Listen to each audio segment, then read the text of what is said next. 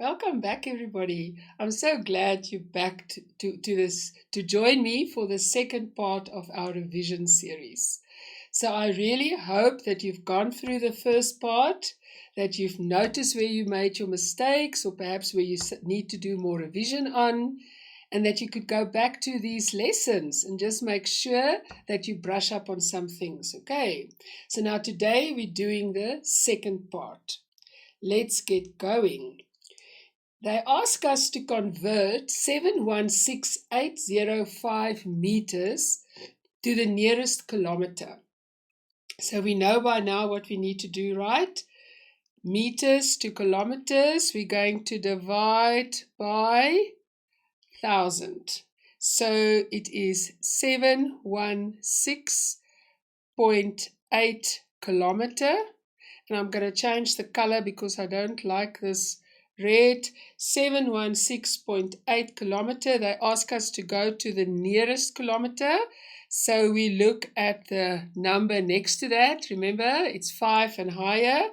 So it's 717 kilometers. Now they ask us to arrange the set of measurements in descending order. So that is from the highest to the lowest. So now the problem here is it is not in the same unit. So we're going to first have to change it to the same unit. So let's say we can decide to change them all to centimeters. Now remember, to do millimeters to centimeters, we just go back 1 divided by 10. To go from kilometers to centimeters, we go multiply by 1,000 and then multiply by another 100. So it's going to give us 100 centimeters. And here we've got it in centimeters. And the last one, from meters to centimeters, is times 100. So it is 50 centimeters. Now it's easy to see. That is our first one, highest one. Then we're going to go this one, this one, and this one. Now, but what is important? Now we've got to change it back to the original unit. So, but it's easy to do, right? So 100 centimeters is now 0.001 kilometer.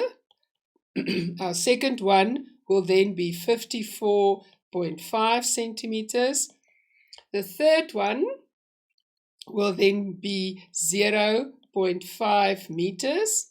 And the last one, 145 millimeters. How did you do? I hope you got this one right. Ready for the next part. Arrange the following numbers in ascending orders. Now that was highest to the lowest. This is from the lowest to the highest. Now here they threw in some integers. Oh yes, but we are not scared of that, right? So we are going to look. Integer minus 50. Remember our timeline. 0, minus 1, minus 2, minus 3. So then it's easy to remember that minus 50 will be our lowest one. Sorry, the next one will be minus 12. Then we're going to go 0. And then we're going to go 48. I'm just going to erase this, that if you go over this, that you're not confused. And that's our 0, and that is our 48. Okay. Evaluate or find the value of the following. So remember with the minus plus story, let's see how you do. 12 minus 6 minus 10. So 2 minus together will give us a plus, and 12 minus 6. So 12 minus 6 will give us 6 plus 10 will give us 16. Minus 4 plus 9 minus 11 will give us minus 15 plus 9. And minus 15 plus 9 will give us a minus 6. minus 7 minus 14, but those two minus will give us a plus 21, and this is a minus 21. And a minus 21 and a plus 21 will give us a 0. So I hope you managed to do this one correct. And remember, go back to the lessons and just go over them to make 100% sure. Right, let's do some multiplication. 5 times minus 3 times 2.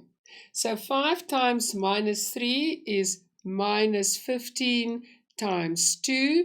Minus times a plus give us a minus 30.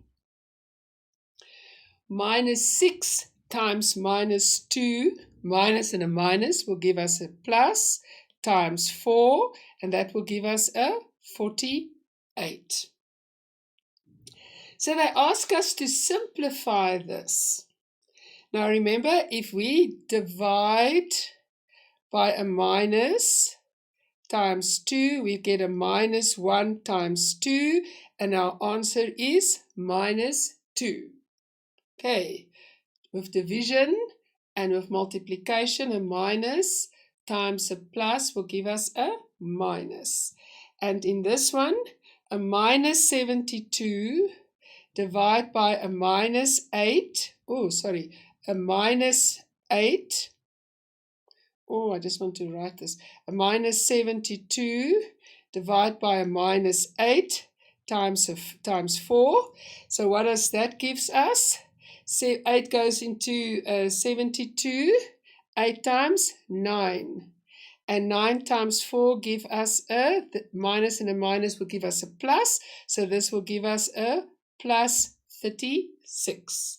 So if we divide the minus into a minus, it gives us a positive, and 9 times 4 will give us 36. Okay, ready for the next one. The temperature one winter night is minus 3 degrees Celsius. In the morning, it is 10 degrees. By how much did the temperature rise? Now remember our timeline. There's our 0. It was minus 1, minus 2, minus 3. And the next morning, it was 1, 2, 3, 4, 5, 6, 7, 8, 9, 10. Okay, 10. Okay, so it went from minus 3, 1, 2, 3, plus 10. So by how much did the temperature rise? It rose by 13 degrees Celsius.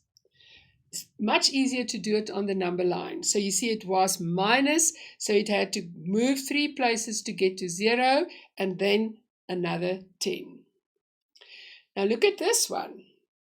In order to buy a new cell phone, Faziela borrows 200, always use a pen with a word sum, 250 Rand from her brother, Salium. She also borrows 100 Rand from her mother and 50 Rand from her friend.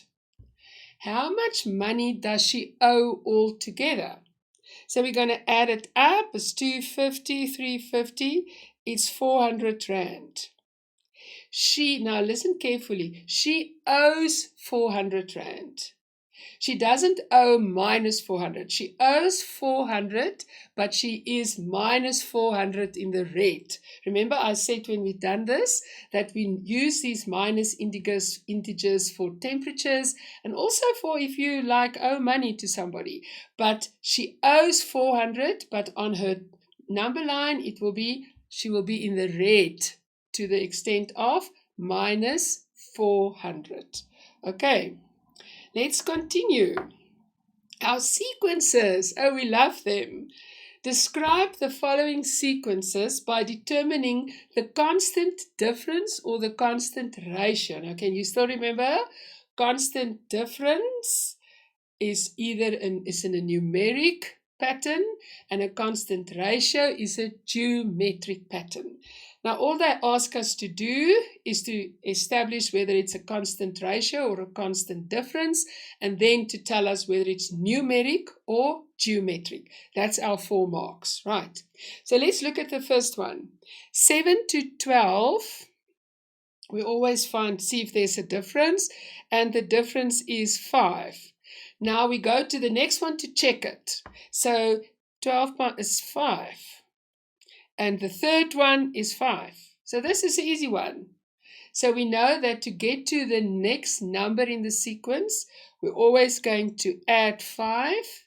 And if we have a sequence like this, we know it is numeric and there's a constant difference. That is for A. Okay. Now look at the second part. 0.5 to 1.5.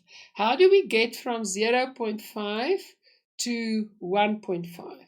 Now, if we see, we're going to say if we subtract 0.5 from 1.5, we get 1, but then the difference doesn't carry through. So now we know we have to see if we multiply by something. So if we multiply from 0.5 to 1.5, we multiply by 3.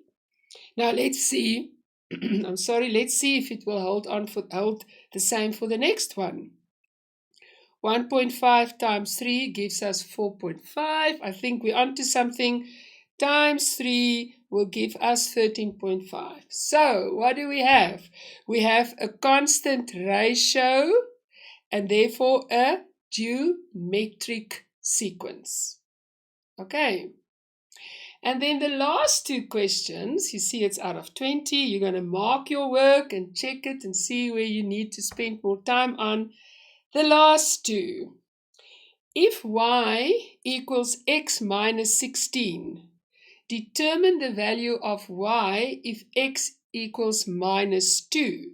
So we're only going to put it in our, so it's y equals minus 2 minus 16. So our answer is minus 18. And the next one, m, if n equals minus 4. So we're going to just say 2 minus 4 plus 3. So 2 times minus 4 is minus 8 plus 3. That equals minus 5. Okay. So again, if you feel that you didn't understand that properly, there's a lesson. Go over that and make sure that you're ready for the exam. I really hope that you are going to prepare well and that you're going to impress everybody and yourself.